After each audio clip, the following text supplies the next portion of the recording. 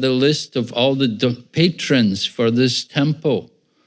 And I saw maybe 80% of the list was from the Hindu community. So I was very impressed with the support coming from the Hindu people who are here in Copenhagen. It's very generous of all of you to contribute here to help to establish our center.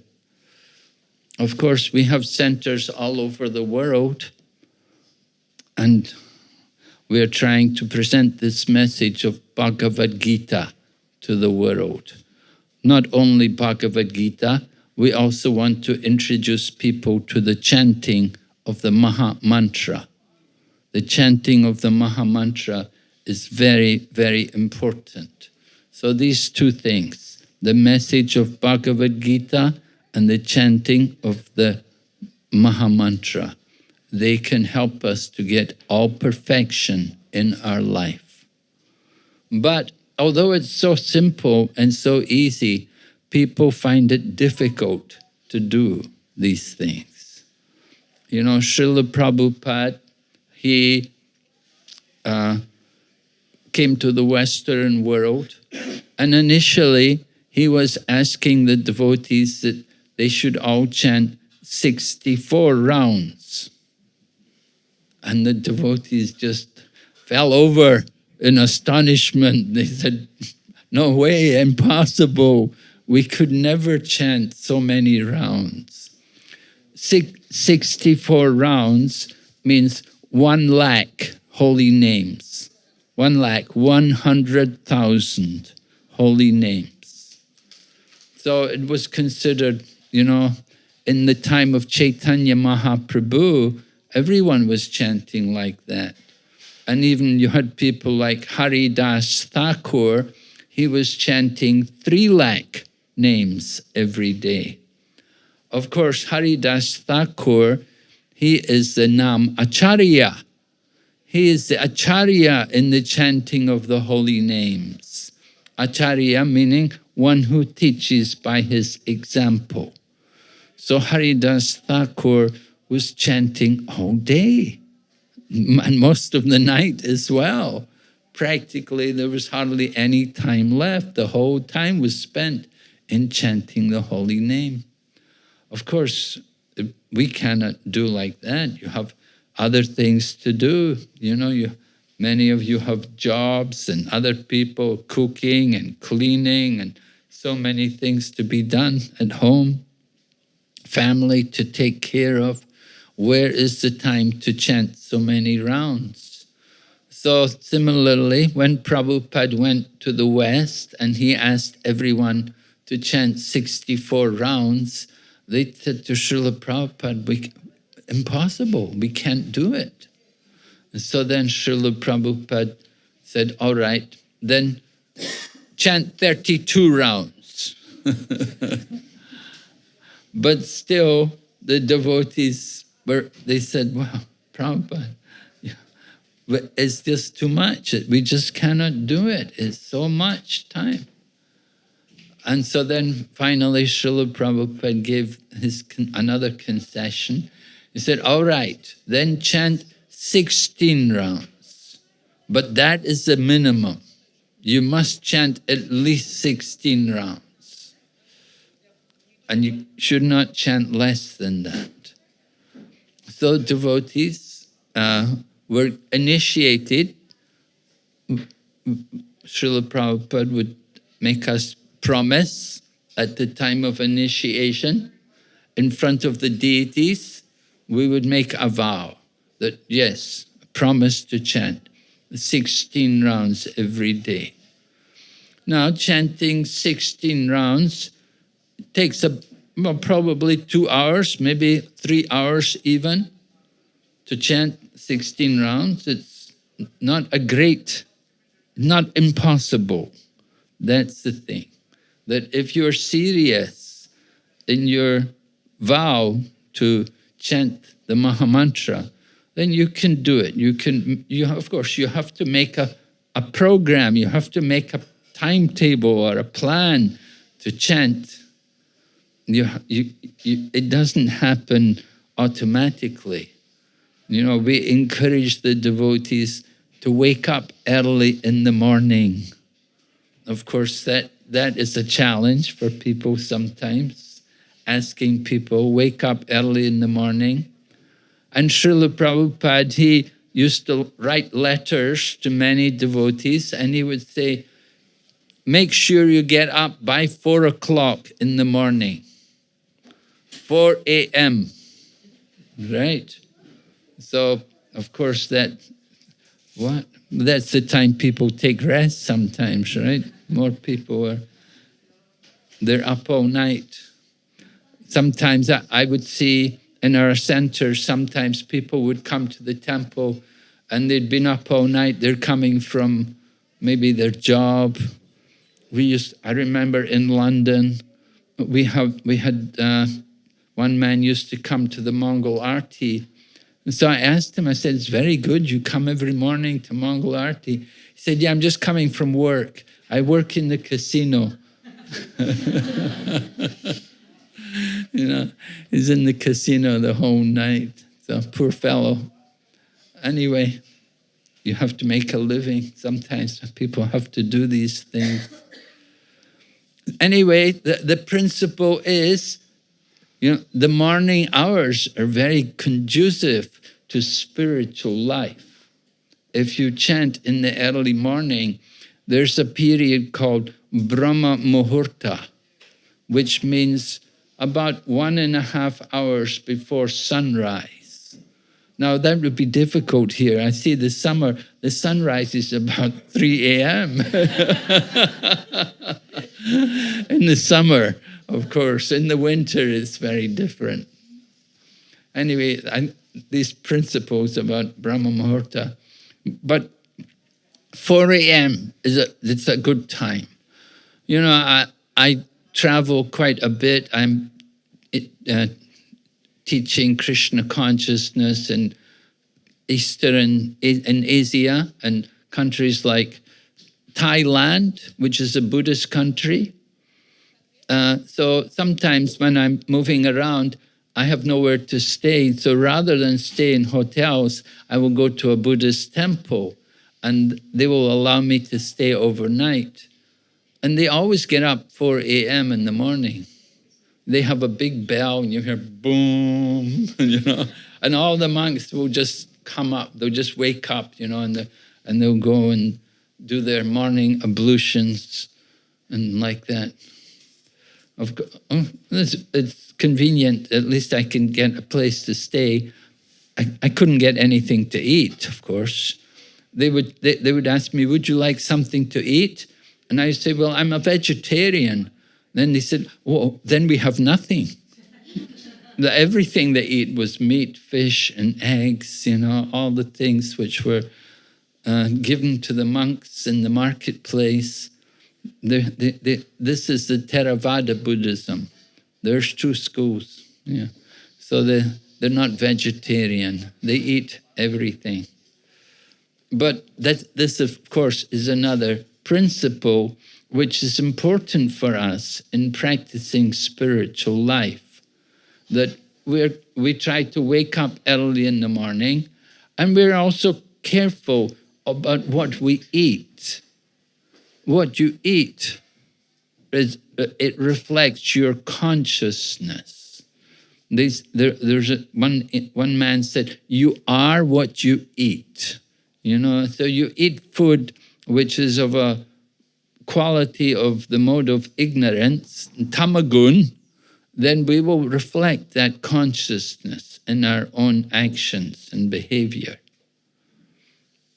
The body is not a garbage container. We have to take care of it, and we want to put the pure foodstuffs in the body.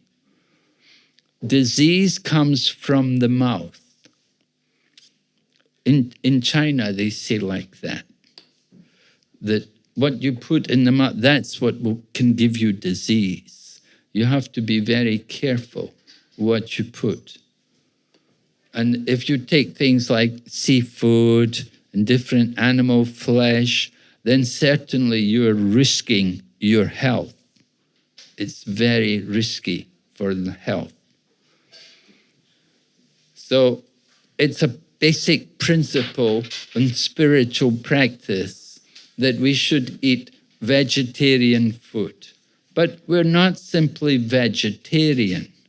Rather, we are Krishnatarian. The food which we eat, we offer to Lord Krishna. So that's also an important aspect that we want to offer. And how do we offer to Krishna? Simply by prayer. We offer by prayer. Lord Krishna is a person and he can hear. He can hear everything we say.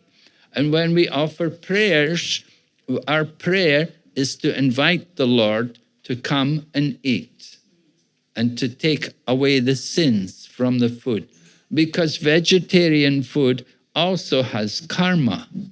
It's also a form of life. We've taken the life of the vegetables. But by offering them to Lord Krishna, then the reactions of that activity are removed. So that's why it's very important that we should make an offering of the food, just simply by praying, just simply by chanting the holy names of the Lord. And then you can call out to Krishna, my dear Lord Krishna, food is now ready. Please come and eat. We should think like that. We practice Krishna consciousness in the mode that we are servants of Krishna. We're staying here in this center for the service of the deity. We're not here to enjoy, but we're here to serve. Our position in this world is to be the servant. We often forget this. We have to be reminded. We have to remind ourselves constantly about this. So Chaitanya Mahaprabhu, who is our great personality in the Kali Yuga, he has come to teach the religious principles in the age of Kali. He says that we are all servants of Krishna. Jiver Swarupahaya Nitya Krishna Das. Right? Krishna is the master and we are the servants. And our service begins with the chanting of the holy name. We need to chant. And then we need to also serve. We need to do service for Krishna. And what we can do is whatever you cook, you can offer it to Krishna. And then you distribute the prasādam to your friends and family, to the neighbors, to everyone, whoever would like. Just like here at the temple, it is open for everyone to come and get some prasādam. We like to distribute prasādam for everyone. No one should go hungry. Prabhupada was in Mayapur in Bengal. It's the birthplace of Chaitanya Mahaprabhu, where he appeared more than 500 years ago. And in Śrīla Prabhupāda's time, there was some poverty in that area. It was a rural area. It had been jungle in the past. And so it was not much developed. And there was some poverty there. So Śrīla Prabhupāda was concerned. Śrīla Prabhupāda, as a devotee, he's very compassionate on others. He cares about other people. And when he was in Mayapur and he saw the people, he saw actually how the children were even coming to the garbage where things were being thrown away. Śrīla Prabhupāda was very concerned. And he told the devotees, no one should go hungry within 10 kilometers of the temple. So he wanted that the devotees would go out and distribute food. And during COVID recently, I had the opportunity, during the COVID period, I was there in Mayapur, and I spent a few years just there in Mayapur during COVID. And the devotees were every day going out to the villages, to the different areas, to distribute foodstuffs to the people, because they knew that there was hardship during that time. So this is our duty as a devotee of Krishna. We have to see Krishna in the heart of everyone, even in the dogs. Lord Chaitanya would be merciful even to the dogs. And there's a famous story which is there in the Chaitanya Charitamrita. Anybody's Bengali here? Any Bengalis here? No? Yeah, Bengali? Balawajan? Yes? Yeah. Good. So, the Chaitanya Charitamrita is Bengali literature, very famous literature in Bengal. And anybody who studies Bengali literature, they will study the Chaitanya Charitamrita. And it describes there the pastimes of Lord Chaitanya Mahaprabhu. So it describes how every year the devotees would journey from Mayapur, they go to Jagannath Puri. And that's, walking all the way Bengal, right through Orissa, all the way down to Puri on the coast there. No, it takes a few weeks to walk. And you have to cross several rivers and so on. It's quite an arduous journey. Anyway, the devotees would do it every year because they wanted to attend the Rath Yatra. We just had Rath Yatra last week, actually, in Jagannath Puri. In Orissa, they celebrated Rath Yatra. And many of our centers around the world, they also celebrated this Rath Yatra. And the people would come from Bengal all the way to Jagannath Puri to attend that festival. But they would also come to see Chaitanya Mahaprabhu. So every year, the devotees would go and there would be a party, many people all together. They would walk together on boat, walking and then taking boats across the river and so on. So it happened, one dog started to follow the devotees. So the devotee in charge of the party, he saw there's a dog following us. So he thought, this dog must also be a devotee. And when they were walking, the dog was walking. And every day when they stopped to take prasad, they'd give prasad to the dog. And the dog was following them every day. And even they got to the point where they had to cross a river, get on the boat.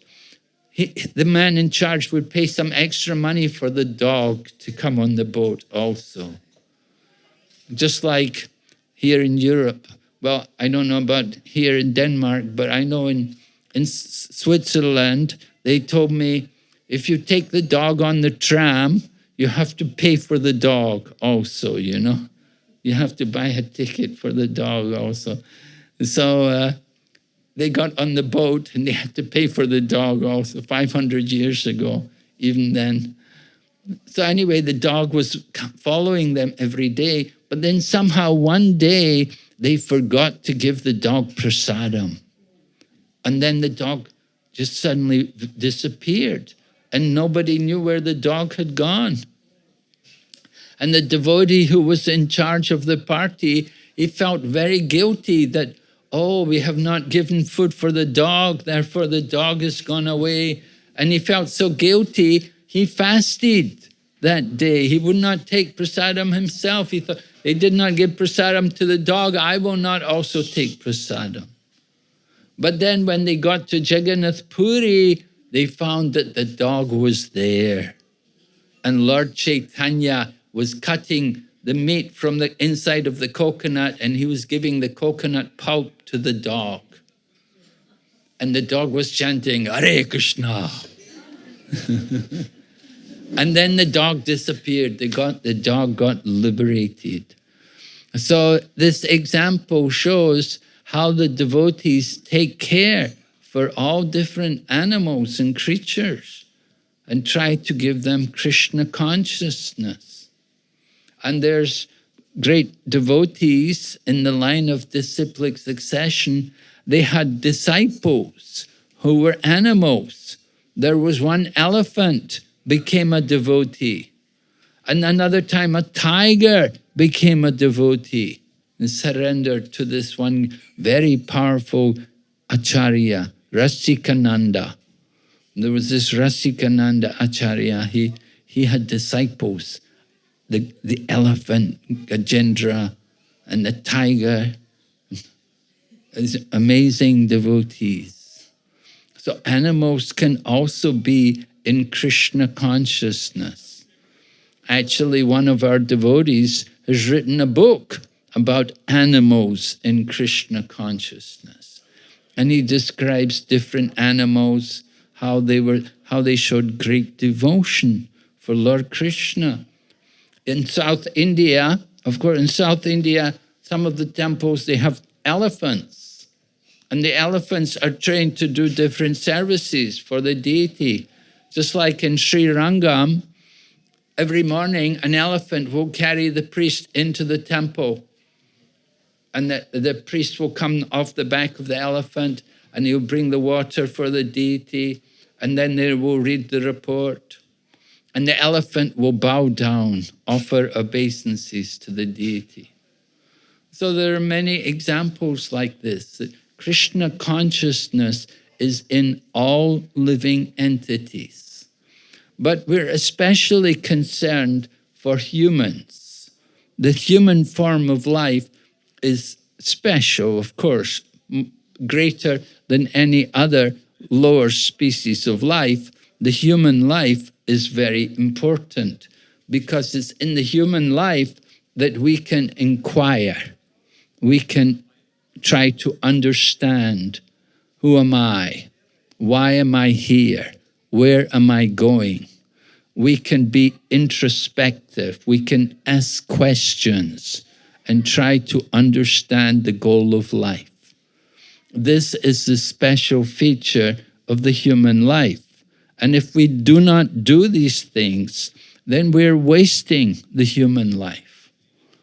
If we just simply live in this body and only eat and sleep and mate and defend, that is what the animals are doing. The human life is meant for inquiry. It's meant for investigation into the truth, to understand the absolute truth. And this is where the Bhagavad-gītā comes in. That the Bhagavad-gītā can give us the answers to all of our questions. I had the experience myself growing up in the UK. I had a lot of questions about life. I wanted to know, what is the goal of life? Why are we here? What is the purpose behind this world? And no one could give me any satisfactory answers until I met the devotees and until I read Prabhupada's books. That Śrīla Prabhupāda could perfectly present the answers to all these questions which I had. And Śrīla Prabhupāda directs us to read books like Bhagavad-gītā. And in the Bhagavad-gītā, we see how Lord Krishna is answering Arjuna's problems. Arjuna, of course, is in a dilemma. He does not know what he should do. Should he fight or should he just leave the battlefield? And Lord Krishna was there to guide him. Arjuna was intelligent, that he had the good sense to take advantage of Lord Krishna's presence and to inquire from him. So that is the beginning of one's spiritual life. When we are fortunate, then we will find out the the persons who can guide us and who can answer our questions about life. The spiritual teachers, they have that knowledge and they can open our eyes. We were offering the prayers at the beginning. We were saying, Om Agyana Timarandasya, that I was born in the darkest ignorance. We're born in that kind of ignorant condition where we identify with the body and we're thinking, I am this body. But the spiritual teacher can open our eyes to understand our actual identity as a spiritual being, to understand ourselves not just simply as the flesh, but as a spiritual being, part and parcel of the Supreme Lord. Yes, there is a personality behind this world. There is a supreme being. We can refer to him as the form of the absolute truth. If we simply say God, the understanding is not very complete because there are many gods. There's the God of the sun, there's the God of wind, there's the God of wealth, there's the God of rain. There's so many different gods. But above all of these different gods, there is the absolute truth, the Supreme Lord. And we want to understand that person. And this is revealed to us in the course of the Bhagavad-gītā. By reading the Bhagavad-gītā, we hear Lord Krishna defeat Arjuna's different arguments for not taking part in the battle. Lord Krishna, one by one, dismantles all Arjuna's objections. Arjuna, for example, was worried about the sinful reactions which would come upon him for taking part in some ghastly warfare. But Lord Krishna explained to him karma yoga, that if you do your duty, take part in the battle as karma yoga, then there is no reactions. When you perform the work in a detached manner, that is karma yoga. You do your duty, but in a detached manner. Karma yoga is described in the Bhagavad-gītā. Karmani evadikaraste mapaleshu kadachana. Na karma pala heturbur mate sangost vakarmani. It's a very well-known verse, but most people only know the first part of the verse. Lord Krishna says, karmani eva adhikaraste, that I have a right to do my duty. I have a right to work. People, they like this idea that, Krishna says we have a right to do our duty, to make our money, to do our business.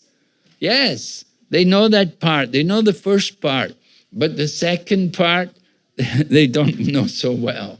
Because the verse goes on to say, Ma paleshu kadachana. You are not entitled to enjoy the fruit of the work. The fruit of the work is not for us. Then it's karma yoga. When you work in a detached manner, detached from the fruit, from the results of the work. We give the fruit, the results of the work are given to Lord Krishna for him. That is karma yoga. And the verse goes on to say, never consider yourself to be the cause of the results and never be attached to not doing your duty. So do everything for the pleasure of Lord Krishna. That is Krishna consciousness, working for Krishna. We are conscious, but we are simply conscious of the material body. We're simply conscious of what we want. We have the tendency to be very selfish. But if we practice Krishna consciousness, we will become selfless. Right? From selfish, we have to become selfless. Selfless means we don't care about ourselves. We care about others. Just like Śrīla Prabhupāda went to the West, he didn't go for himself. He went for others. He went to give Krishna consciousness to others. You know, did we come to Denmark simply for service to Krishna? No, of course not. You know, everybody came here. We came for our own needs, right? We came for our own, what we wanted. People come here. But we can purify that consciousness by cultivating the consciousness of Lord Krishna, seeing ourselves in relationship to Him. It is important for us to develop this kind of consciousness, to give up the selfishness, I want, right? In Bhagavad-gītā, Lord Krishna describes there are two natures, Daivi Sampad and Asuric Sampad. There are only two natures. Some people, they say, oh no, there should be another nature. There should be something in between. But sorry, there's nothing. There's either one side or the other side. Either Daivi Sampad or Asuric Sampad. So, Daivi Sampad means like a devotee. Devotee means selfless. We simply do everything as a service for the pleasure of the Lord. Nothing is mine, right? Queen Kunti describes like that in her prayers. Queen Kunti is offering prayers to Lord Krishna. Lord Krishna had given a lot of mercy to Queen Kunti and her sons, the Pandavas. And then Lord Krishna was ready to go back to Dwarka. But before he went back to Dwarka, Queen Kunti approached him and offered her heartfelt prayers. And she describes, she says, there are many beautiful verses, but one of the verses I wanted to bring to your attention is where Queen Kunti says, Janma Aishwarya Shruta Shribir Edamana Madapuman Naivarhati Avadatam Vai Tvam Akinchana Gocharam. Akinchana Gocharam.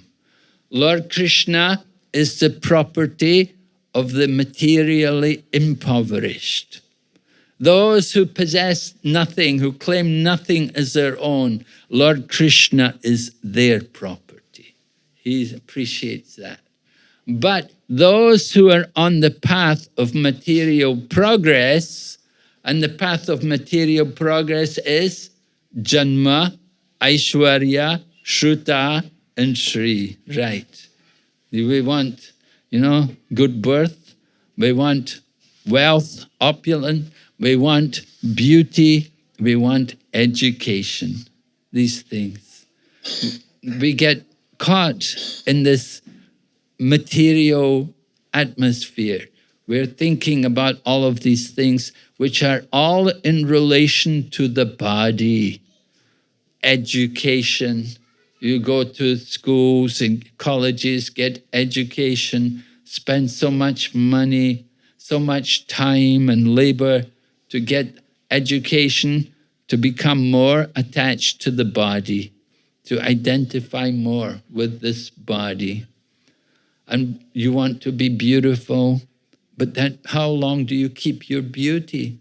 The beauty will go very quickly. You get older. And then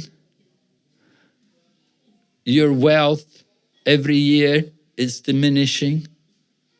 every year the prices are all going up, and your wealth is, the value of your wealth is going down and down.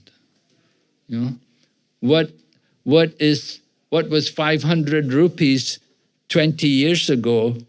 You know, it was a lot of money. But today 500 rupees is just like nothing, you know, in India. Times change, our opulence. So all of these things, the birth, that's the body. You take birth. How long are you going to stay in the body? You're going to have to give it up.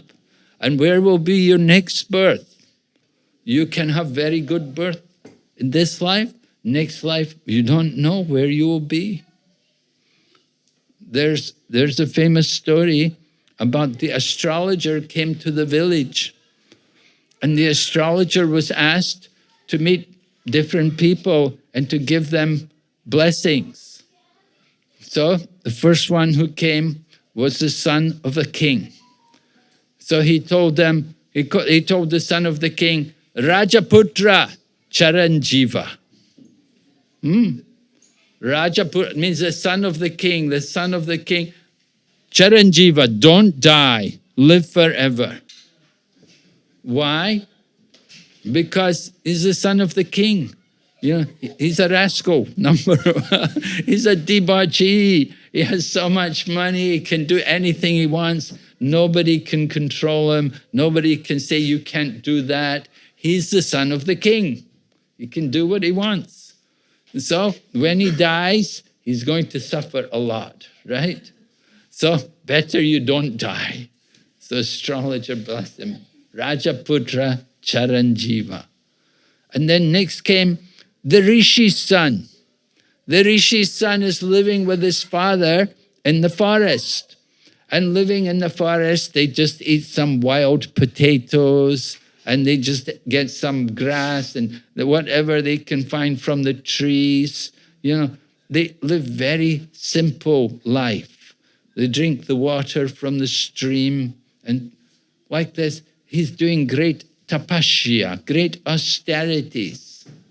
So, it said, Majiva Rishi Putraka, the son of the Rishi, may your death come soon. Right? Majiva Rishi Putra, may you die soon. It's a blessing. Why? Because he's doing so much austerity. Next life, when he dies, he'll get the results of all that austerity. He'll get a very good birth. So the astrologer blessed him, may you die soon, because your next life will be very good. Because he never did any harm to anyone. So you get very good. Then next came the butcher, the son of the butcher. Vyadi. Vyadi means the butcher or the hunter. He said, Majiva Mamara. Don't live, don't die. For the butcher or the hunter, bless them, don't live, don't die. Why? Because he's living in hell, and when he dies, he will go to hell. But next came the devotee son. Jivava Marava Sadhu. Jivava, doesn't matter. The sadhu and the sadhu's son, doesn't matter if he lives or if he dies. Because he's living in Krishna consciousness. Every day he's chanting the holy name, and he's eating prasādam, he's seeing the deities.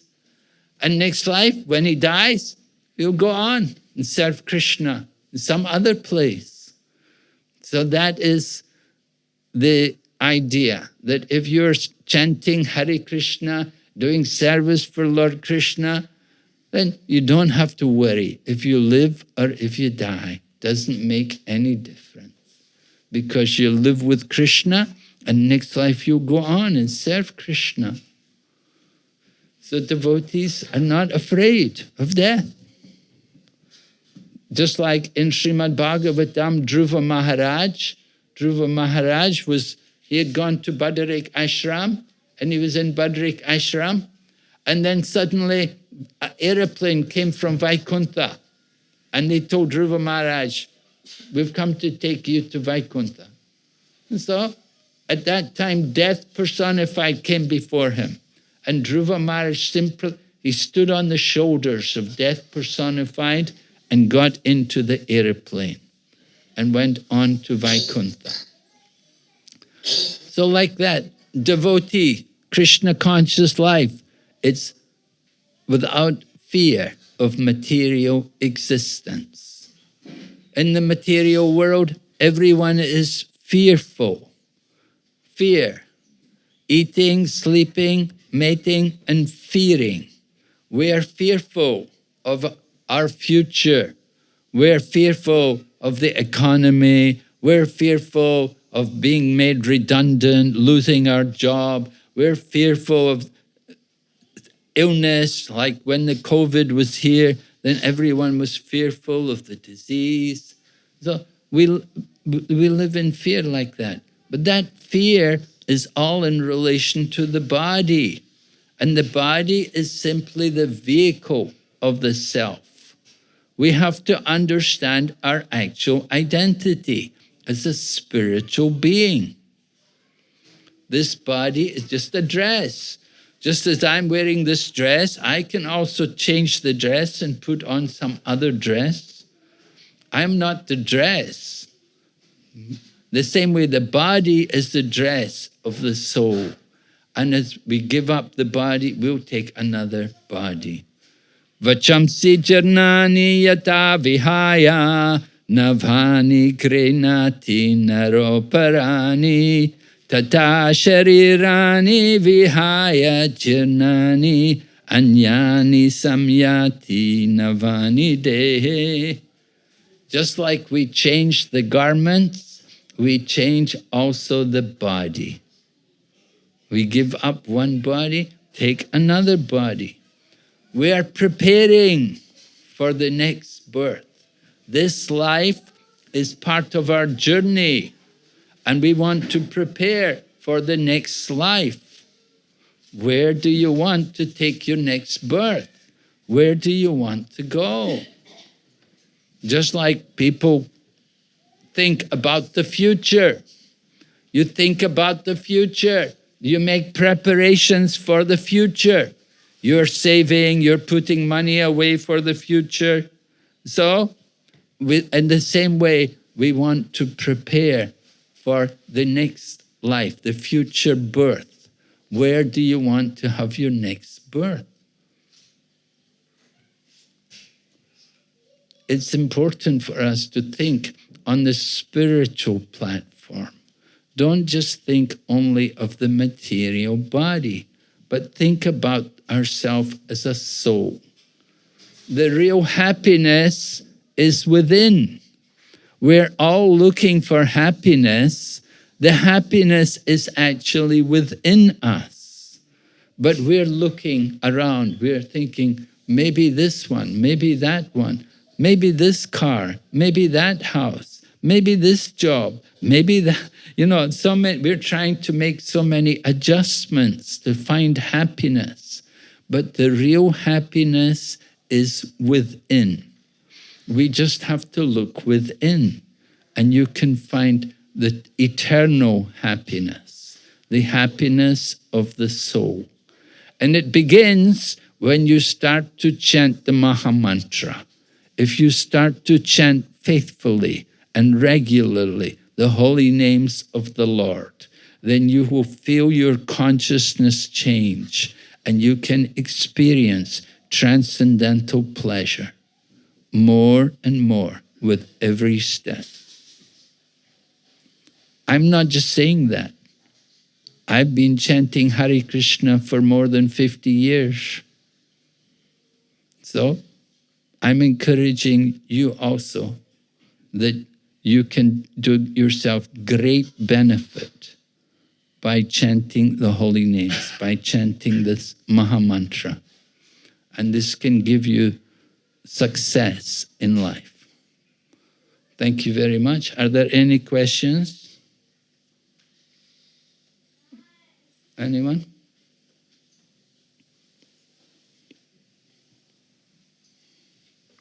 How many people are chanting here?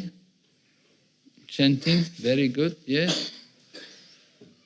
Yes, everyone should chant. If you don't have beads, you should get some beads. We keep a bag with our beads in it and we keep them with us and we chant every day regularly. It's very enjoyable and it's very beneficial. Yes? Maharaj, you explained the pastime of the dog and the devotees. How is that different from Bharat Maharaj and his attachment to the deer in the episode of Śrīla?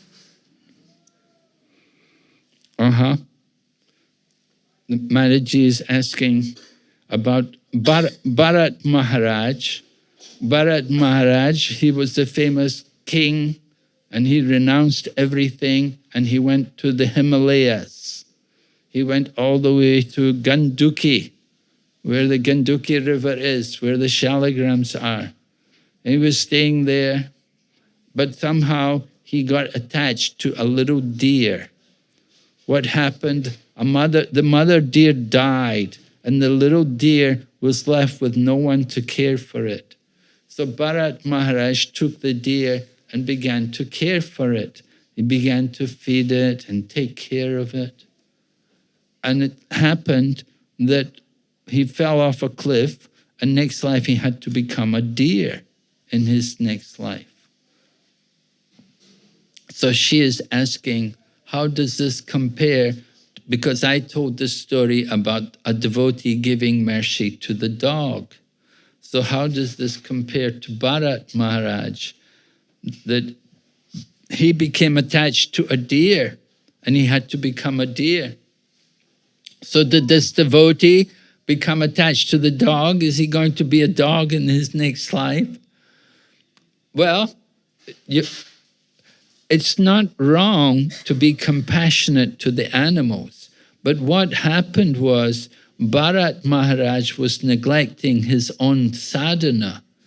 He was neglecting his own spiritual practice. And his whole meditation and concentration was turning to the dog, to the deer rather. He was just thinking about the deer. And that's what happened. He fell off the cliff and he became a deer because he was thinking only of the deer. But we told the story about the devotee taking care of the dog. He was giving the dog prasādam. And he was not like all the time meditating on the dog, but he saw the dog as a spirit soul. And he saw that that spirit soul in the body of the dog was attached to the devotees and wanted mercy. So he was giving mercy. He was giving it prasādam. At the same time, he was not bewildered. He did not sacrifice his own sadhana just for the service of the dog. So, maybe you have a dog, we don't mind, you want to have a dog. Usually we won't let dogs in the house. Dogs, usually we keep them outside. And of course, it's a bit cold here, maybe, but some dogs, they're made for this kind of weather. They have a good fur, and you give them some good grass and so on, you give them a kennel, they're okay. They don't need to live in your apartment with you. And certainly it's not good if you have a deity at home, then it's, your cleanliness is being sacrificed by keeping animals in the home. But we don't object to animals. We like animals. We know they're also souls. They're just suffering due to karma. Their soul is being placed in the animal's body. And we can help them by giving them prasādam and by chanting the holy name. And Prabhupada was in New York, and sometimes there would be cockroaches, You live in New York, big buildings, multi-story buildings, and you get all these kind of insects. So sometimes Prabhupada would get the roach, he'd say, chant Hare Krishna and tell it to go out, get it out. And Prabhupada also told about his father. His father, when he was a young boy, his father had a cloth business in Calcutta. And their shop was in Bara Bazaar. You know, if you know Calcutta, Bara Bazaar, it's a very congested area. The markets are there, you see. So there's a lot of rats there. So the danger is that the rats will eat the cloth. So his father every night would put out a bowl with rice, and then let the rats would come. They would eat the rice, they wouldn't eat the cloth. And so, you know, he recognized, you know, the rats also have to get some food, you know. So he would give them some rice rather than let them eat the cloth. That's Vaishnava way of dealing with these things.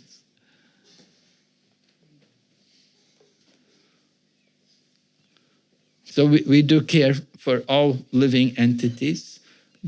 Of course, we don't bring dogs and so on into the temple, you know, but you can give them prasadam outside.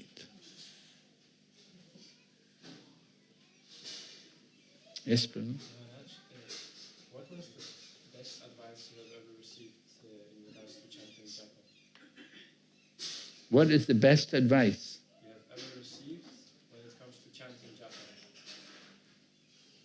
Doing japa meditation.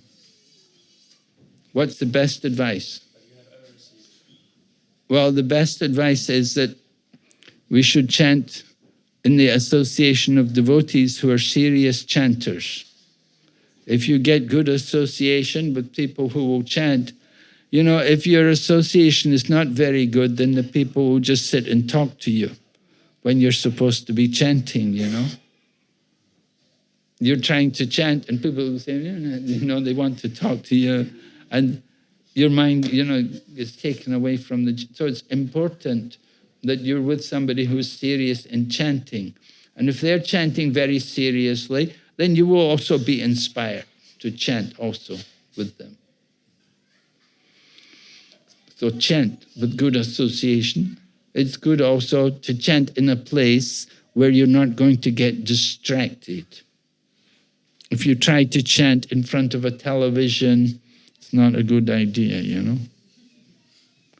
You try to chant in front of, you know, a lot of newspapers and other books and things, you can easily get distracted from the chanting.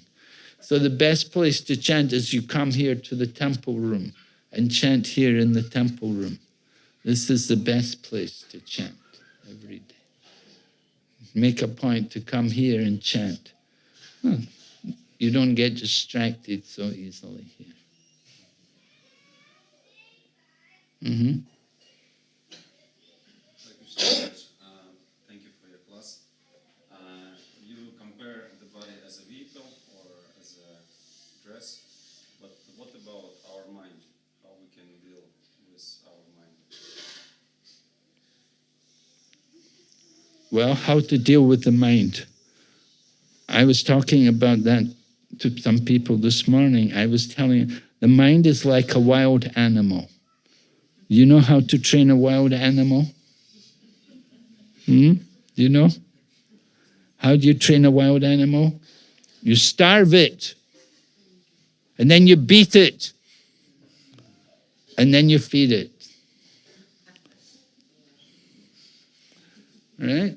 This is how you deal with the mind. To make the mind obedient, you have to train the mind. You have to train the mind to give up the attachment to the material and to become attached to the spiritual. We get too much attached to the material, and that is the cause of the greatest entanglement. So how to disconnect yourself from the material? You have to hold on to the spiritual. You have to hold on to Krishna. Hold on to your Bhagavad-gītā. Keep your Bhagavad-gītā with you and read it constantly and recite the slokas from Bhagavad-gītā. Jai Gaurnitai ki.